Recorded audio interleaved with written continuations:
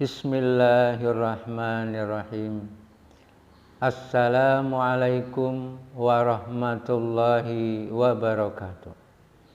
Innal hamdalillah nahmaduhu wa nusolli ala rasulil karim. Saudara-saudaraku yang dirahmati oleh Allah Subhanahu wa taala, Allah telah menciptakan makhluk hidup dan benda mati. Meskipun semua yang bernyawa ini pasti akan mengalami kematian juga.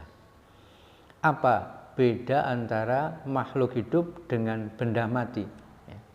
Yang pasti makhluk hidup ini mampu bergerak dengan kemauan sendiri, sedangkan benda mati tidak bisa bergerak, tidak bisa kemana-mana kecuali ada yang menggerakkan.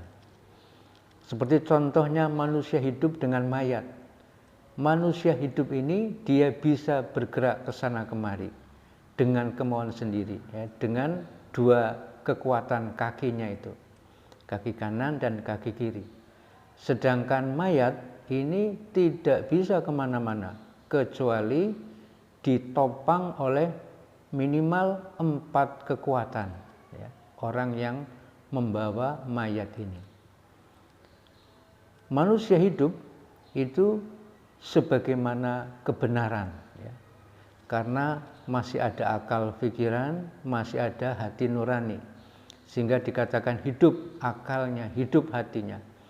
Sedangkan mayat itu sebagaimana kebatilan, karena sudah tidak punya akal, tidak punya hati, atau akalnya sudah mati, akal sehatnya sudah mati, hati nuraninya pun sudah mati. Maka dikatakan dia mati, walaupun masih berwujud manusia yang utuh, tetapi dikatakan mati karena sudah tidak berfungsi akalnya, sudah tidak berfungsi hati nuraninya. Sehingga kebenaran itu cukup dengan 2 kaki saja. Dia bisa bergerak ke sana kemari. Kaki yang pertama adalah dakwah. Kaki yang kedua adalah doa.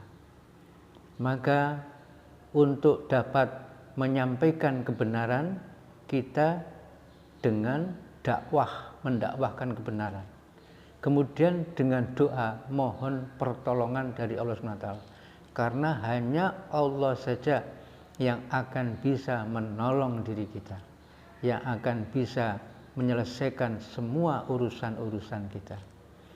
Sedangkan kebatilan ini bisa ditegakkan harus membutuhkan yang pertama, Jadi ada 4M. Yang pertama mulk, kekuasaan. Kebatilan tidak mungkin bisa ditegakkan tanpa ditopang oleh penguasa, kekuasaan. Tidak mungkin. Tanpa dibantu oleh penguasa dengan kekuasaan tidak mungkin kebatilan ini bisa ditegakkan. Kebatilan juga tidak mungkin bisa ditegakkan kecuali dengan M yang kedua itu mal, dengan harta, dengan kebendaan, dengan uang yang begitu banyak. Yang ketiga, kebatilan tidak mungkin bisa ditegakkan kecuali dengan cara-cara makar, tipu daya, fitnah, hoak dan sebagainya. Itulah kebatilan. Dan yang terakhir, kebatilan disebarkan dengan rayuan wanita, mar'ah. Barulah kemudian kebatilan ini seakan-akan bisa bergerak ke sana kemari. Oleh karena itu hendaknya kita perbanyak dakwah dan senantiasa berdoa kepada Allah Subhanahu wa taala. Memang tidak mudah untuk mengetahui mana yang benar, mana yang batil. Sangat sulit sekali, terutama di akhir zaman seperti ini. Begitu sulit sekali untuk membedakan mana yang hak, mana yang batil. Hanya Allah Subhanahu wa taala saja yang maha mengetahui mana yang benar-benar hak, mana yang benar-benar batil. Oleh karena itu kita berdoa kepada Allah Subhanahu wa taala. Doanya adalah Allahumma arinal haqqa haqqa warzuqna tibaa wa arinal batila batila warzuqna tinaba. Wahai Allah, tunjukkanlah yang benar itu adalah yang benar, dan berikanlah kekuatan untuk dapat mengikutinya, dan tunjukkanlah bahwa kebatilan itu adalah kebatilan, dan berikanlah kekuatan untuk dapat meninggalkannya.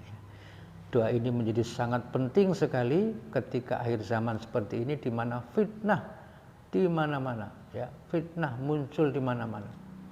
Maka senantiasa kita berdakwah, sampaikan, ya, siapapun diri kita itu punya hak dan sekaligus tanggung jawab, ya. Dakwah itu bukan haknya para ulama saja, ya. Kita pun wajib balighu anni walau ayat. Dan kita punya tanggung jawab untuk menyampaikan kebenaran, menyampaikan kebaikan sesuai dengan kapasitas kita masing-masing. Dan juga jangan pernah kita putus dengan berdoa, mohon pertolongan Allah SWT, mohon petunjuk kepada Allah SWT. Karena hanya dengan pertolongan Allah SWT, dengan petunjuknya kita bisa mengetahui mana yang hak, dan kita bisa mengikuti yang hak dan meninggalkan yang batil. Insyaallah. Wassalamualaikum warahmatullahi wabarakatuh.